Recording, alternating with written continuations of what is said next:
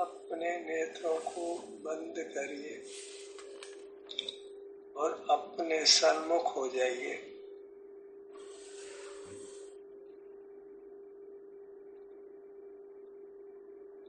अपने आभ्यंतर अमूर्त शरीर के, जिसको आगम भाषा में आत्मा कहते हैं,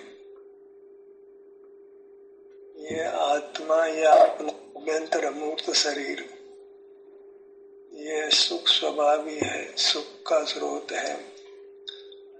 कोई पदार्थ सुख के स्रोत नहीं है। हमें विकसित ज्ञान मिला है, ज्ञान का उपयोग करें, सुख स्वभावी वस्तु के हम सन्मुख हों और पर पदार्थों के सन्मुख नहीं हो।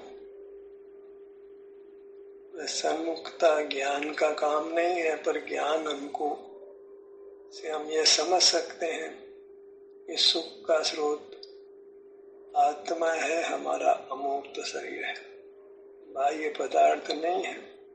तो बाह्य पदार्थों को जानना छोड़ दें तो फिर हमारी अपने में स्थिति होती है,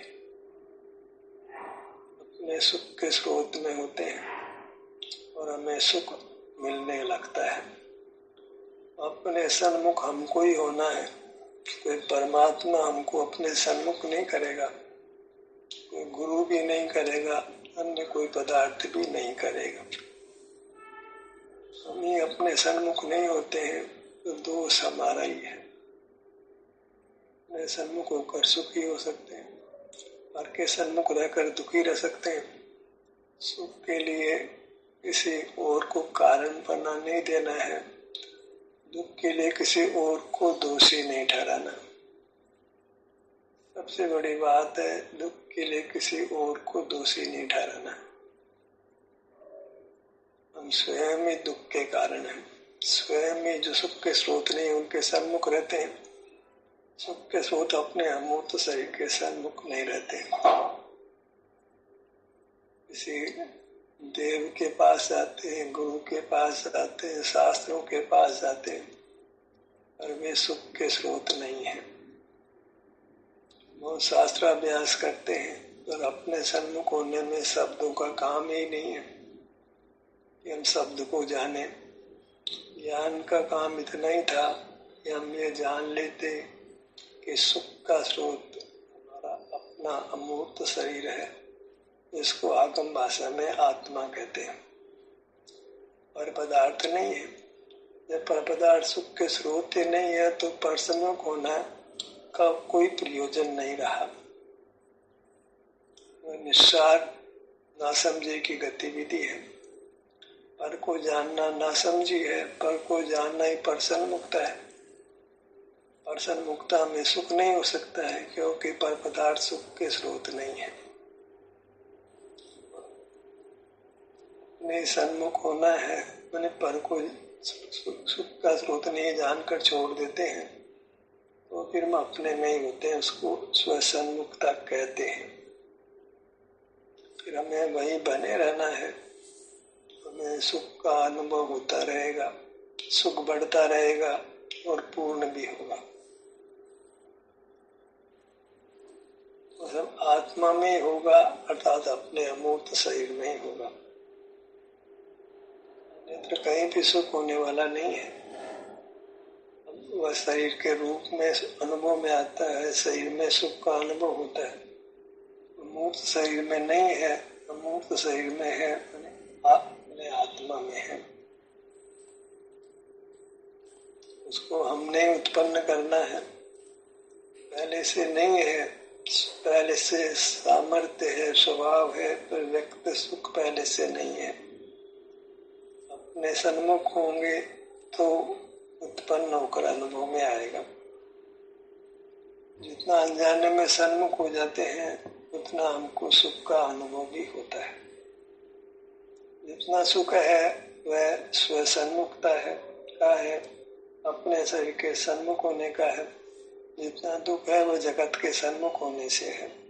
अब जगत में देव शास्त्र गुरु भी शामिल है, धन दौलत सारा भौतिक वैभव शामिल है। सब तो मूर्त है, देव भी मूर्त है, गुरु भी मूर्त है, शास्त्र भी मूर्त है। जो कुछ बाह्य पदार्थ जाने जाते हैं वे सब मूर्त ही है। इस दृष्टि से देव भी एक भौतिक संपदा है, गुरु भी एक भौतिक संपदा है, शास्त्र भी एक भौतिक संपदा है। सब विषय है, भौतिक विषय है, उसे हमको कदापि सुख नहीं मिल सकता है। क्योंकि थोड़ा तो मिल सकता हो, बिल्कुल नहीं मिल सकता है।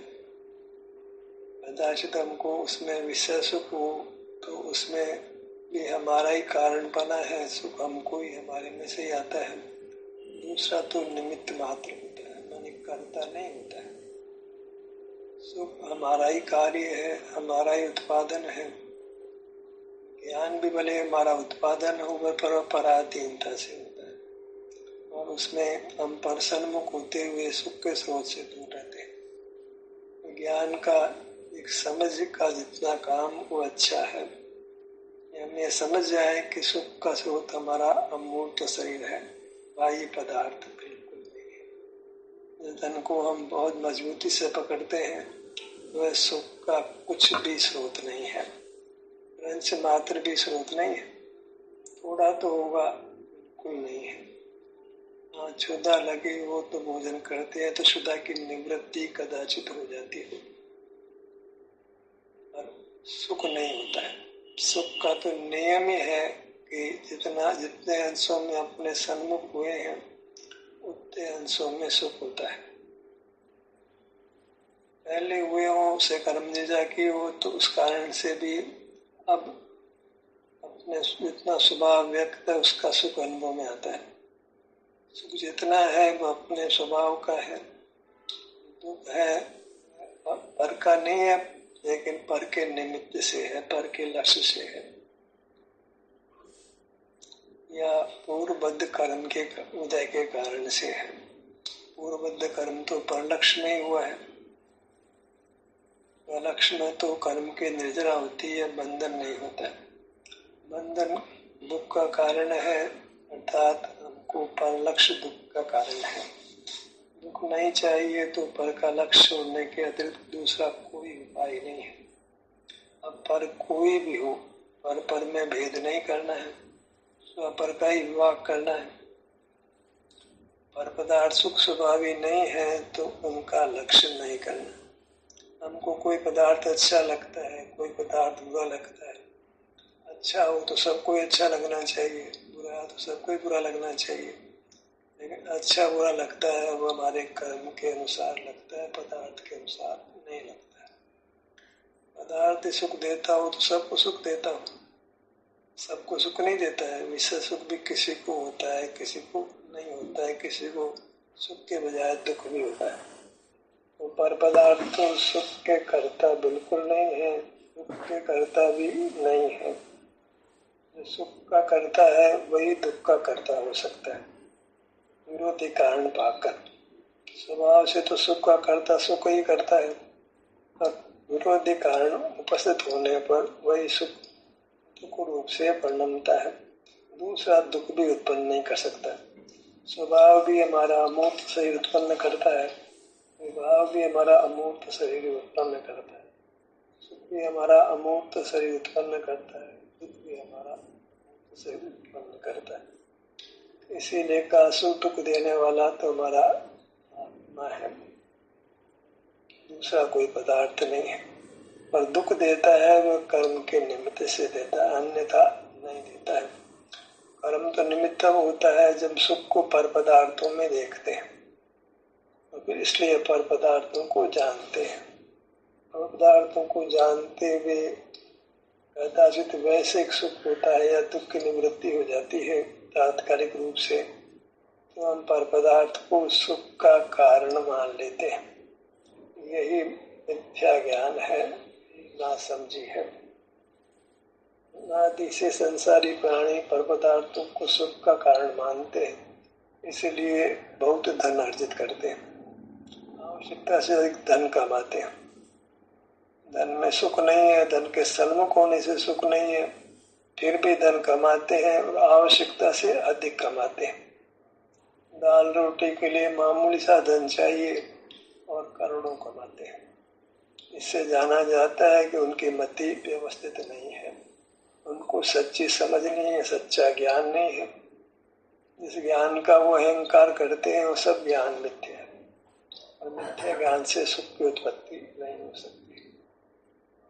धन में तो सुख नहीं है, पर वह दुख का मूल है, क्योंकि उसके निमित्त से ही, उसको विषय करने से ही कर्म बनता है, उसके हृदय में दुख उत्पन्न होता है।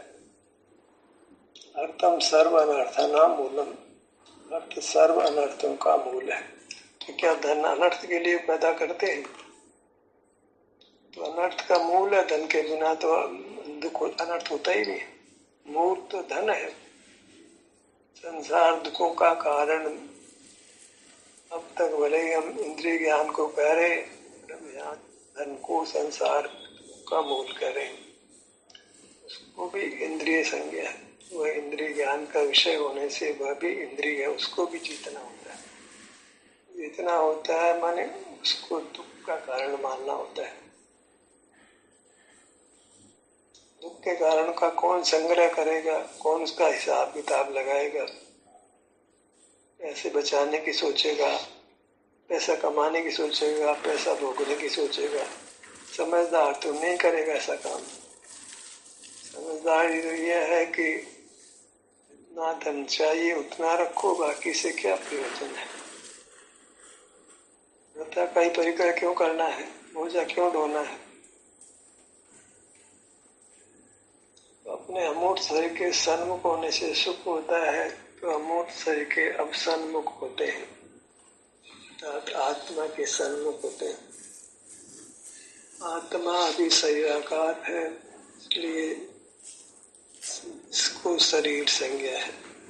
उद्गल के संबंध से ही शरीर हुआ है। उद्गल मिलकर जो असमान जाति द्रव्य पर्याय है, उसका नाम शरीर है। और असमान जाति द्रव्य पर्याय दो तत्वों से, दो घटकों से बनी है, जीव और पुद्गल। अकेला जीव भी शरीर नहीं, अकेला पुद्गल भी शरीर नहीं। पुत्र की उत्पत्ति माता पिता के संयोग से है, न माता से है न पिता से है। पुत्र के स्वामी दो हुए, माता भी और पिता भी। पिता भी कहता है ये मेरा पुत्र है, माता भी कहती है कि मेरा है। दोनों के संयोग से हुआ है, तो वह पुत्र माता का भी है, पिता का भी है। ऐसे शरीराकार जो रचना बनी है, जिसमें जीव भी है, पुद्गल भी है, दोनों के शरीराकार रचना है, तो पुद्गल ये कहेगा कि ये मेरा शरीर है, जीव ये कहेगा कि ये मेरा शरीर है।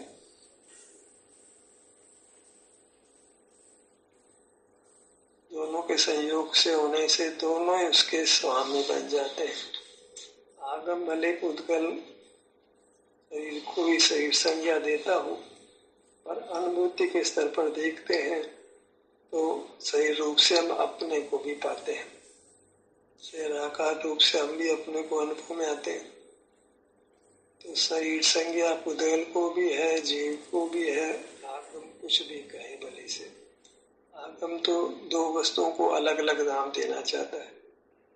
पुद्गल शरीर को शरीर नाम देना चाहता है, और जीव शरीर को शरीर नाम नहीं देकर आत्मा नाम देना चाहता है। पुद्गल को तो कोई अनुभव नहीं होता है, उसको कुछ भी नाम दीजिए, हमको सही नाम मिले तो हमारा कल्याण हो। हम सही आकार होने से, सही रूप से अनुभव में आने से, यही मेरा अनुभव है। से हम अपने अनुभव रूप रहते हैं, कर्म क्षय करके परमात्मा पर पाते हैं। अनुभूति के स्तर पर ये सब निर्णय होना चाहिए। अनुभव से प्रमाणता होती है। अनुभव ये कहता है कि ये मेरा शरीर है। खोल के देखने की बात नहीं, अनुभव के स्तर पर वह अपने को शरीराकार ही पाता है। खोल कर भी देखे तो जहाँ जहाँ अमूर्त शरीर है, वहाँ वहीं मैं हूँ, ऐसी अनुभूति स्वतः खुली आंखों से भी होती है। ये मैं ही सुख का स्रोत है, असीम सुख का स्रोत, जिसकी कोई सीमा नहीं है। ऐसे सुख के स्रोत से को हम अंग विभाग कर अनुभव करेंगे, क्योंकि अंग विभाग करने से संवेदना स्पष्ट हो जाती है। अपनी उपलब्धि भले ही अंग विभाग कर होती हो पर उपलब्धि बराबर हो जाती है। ऐसा नहीं कि मालूम नहीं पड़ता है दुख रूप से या सुख रूप से, तो सब आत्मा का अनुभव हो रहा है, क्योंकि सहज ही ऐसी स्थिति बनी है कि अधिक दुख भी नहीं है, अधिक सुख भी नहीं है। रिक्तता सी महसूस होती है। रिक्तता में कोई व्यक्ति, कोई पदार्थ ही नहीं है जिससे वो कह सके कि मुझे आत्मा उपलब्ध हुआ है। जब हम अपने में विश्राम करते हुए ठहरते हैं, बाहर की दुनिया से हट जाते हैं, अपने में ठहर जाते हैं, स्थित हो जाते हैं, तो अच्छी तरह यह बोध हो जाता है कि ये मैं हूँ, ये मैं सुख का स्वरूप हूँ। क्योंकि यहाँ आने से सुख की उत्पत्ति होती है, क्योंकि मैं सुख का बना हुआ हूँ, सुख का बना हुआ मेरा शरीर है, मेरा आत्मा। पूरे मुखमंडल को अनुभव में लीजिए।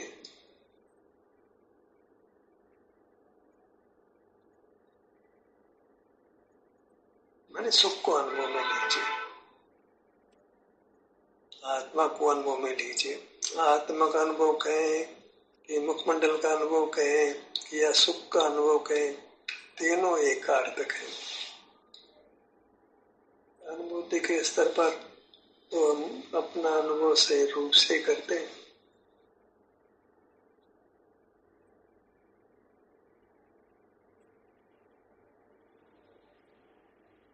और शरीर में सुख दुख अनुभव में आता है, कभी सुख कभी दुख, किसी भाग में सुख किसी भाग में दुख। अब किसी भाग में दुख तो लगता है पर सुख नहीं लगता है, हमें तो सुख दुख दोनों नहीं लग रहे हैं। तो उसका कारण एक ही है कि जैसे दुख में स्थिति हो जाती है, ऐसी जीव की सुख में स्थिति नहीं होती है। तो सुख में भी स्थित हो तो उसको सहज ही सुख का परिणाम उत्पन्न होकर अनुभव में आएगा, क्योंकि तब हम अपने में ठहरते हैं तो प्रगट ही अपने शरीर की अवस्था का स्पष्ट अनुभव होने लगता है, सुख दुख रूप से।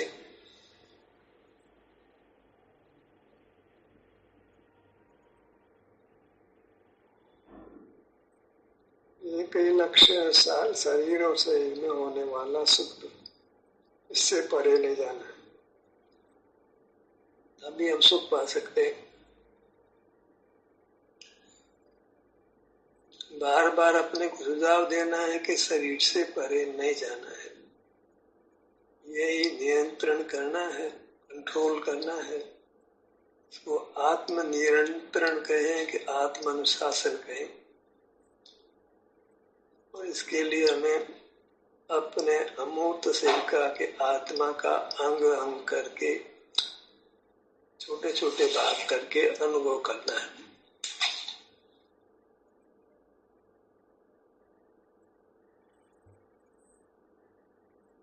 इसमें आपकी प्रेरणा ही बलवान है।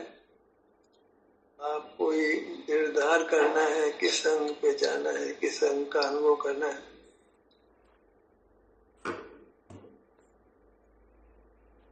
कहते हैं भी सुख दुख के स्थान पर हमारी उपस्थिति हो जाती है।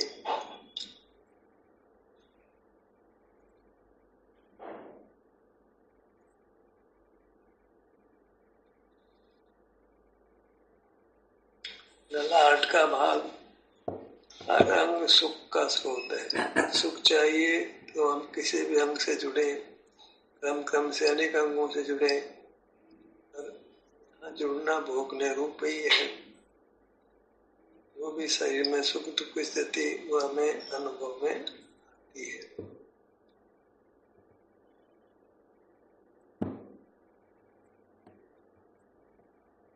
दोनों का मध्य भाग,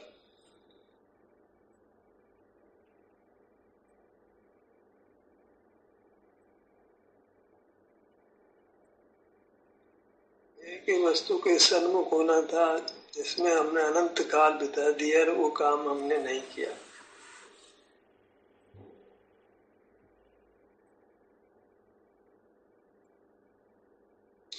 क्योंकि हम इंद्रिय चक्षु वाले हुए, हमारा अमूर्त अस्तित्व तो इंद्रियों से ज्ञात नहीं होता है, तो हमने वह प्रयत्न ही नहीं किया। केवल बाहर पर पदार्थों को जानते रहे, सहज जानना होता रहा पर का, उसमें पूरा जीवन बीता जाता है।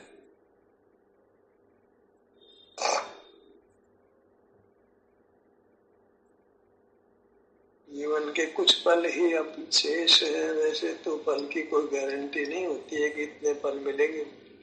प्रकृति ही देखें तो हम अधिक आयु व्यतीत कर चुके हैं, शेष आयु थोड़ी है। इस शेष आयु में ही हमने सुख के स्रोत से युक्त होकर रहना है, उन्हें विभिन्न अंगों से युक्त होकर रहना है। अन्यथा समझ लीजिए कि हमको ज्ञान मिला ही नहीं है, विकसित ज्ञान मिला ही नहीं है।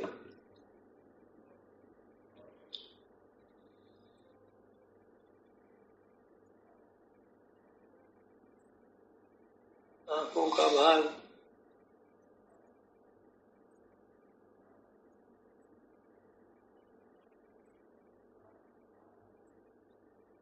के किसी भी भाग पर आते हैं तो उस भाग की संवेदना तो मिलती ही है।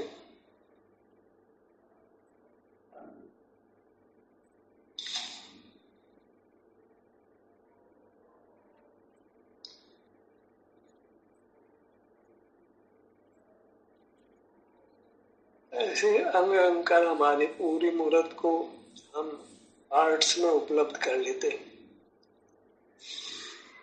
और भीतराग रहते हैं, कर्म की निर्जरा करते हैं, बनते नहीं है, छूटते हैं।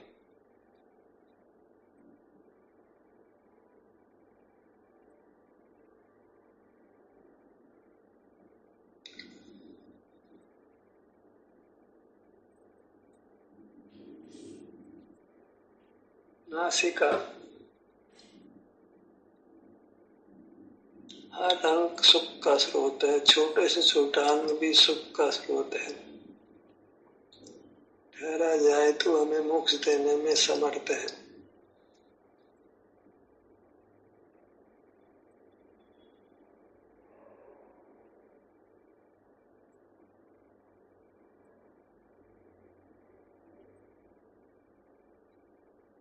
दोनों गाल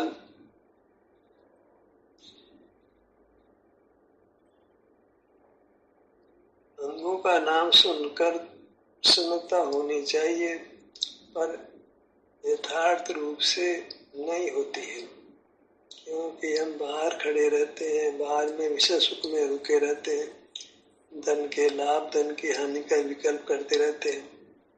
उस विकल्प के करने में ये स्वसंवेदन बाधक होता है।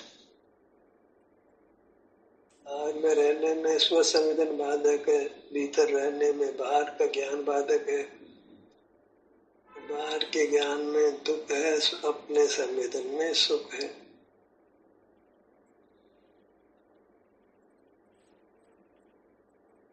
अपना संवेदन करना इतना ही सुखी होने का मार्ग है, इतना ही कम में करना है। और सब किंचित फल भले ही हो, तात्कालिक सुख भले ही हो, पर परमार्थ सुख तो अपने में रहने से ही होता है।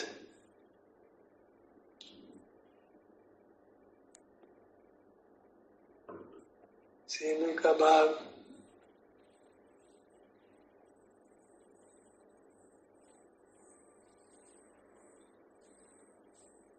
अभी हम अपने सन्मुख हो रहे हैं, पर इस सन्मुखता को हमने निरंतर बनाना है। लक्ष्य एकदम साफ हो, स्पष्ट हो कि सुख की उत्पत्ति केवल अपने शरीर के सन्मुख होने से होती है। बाहर में भी जितना स्वास्थ्य अर्जित किया है, उसी का हम सुख भोगते हुए अपने स्वास्थ्य को नष्ट करते हैं।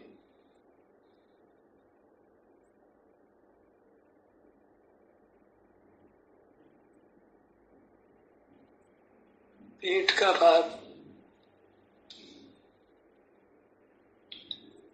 शब्दों के बिना की जिंदगी प्रारंभ करें, इंद्रिय ज्ञान के बिना की जिंदगी प्रारंभ करें।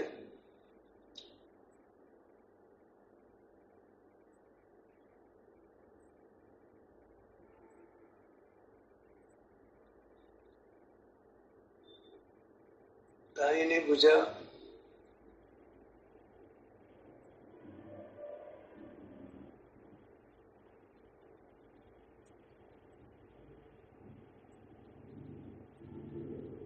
बाईं भुजा,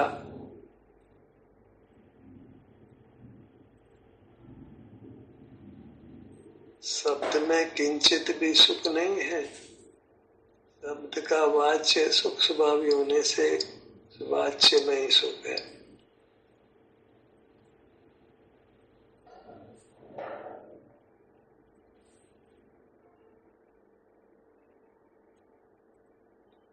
दाहिना पैर,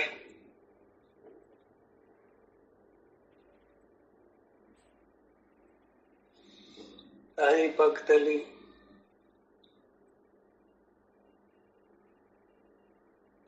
बायां पैर, बाईं पगतली,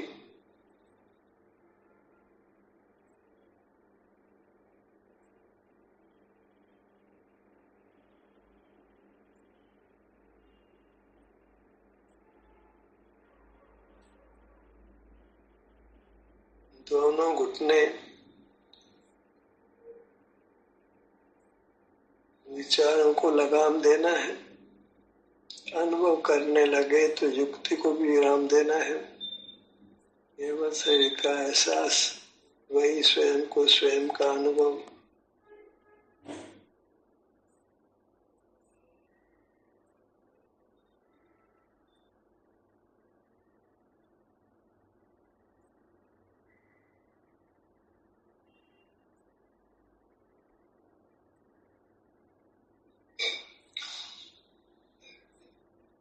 सिर से पांव तक अपने शरीर का विस्तार, उसको हमने अनुभव में विभिन्न भाग करके लेते रहना है, क्योंकि यह अपना आभ्यंतर अमूर्त शरीर यही एकमात्र सुख का स्रोत है। बाह्य कोई पदार्थ सुख का स्रोत नहीं है।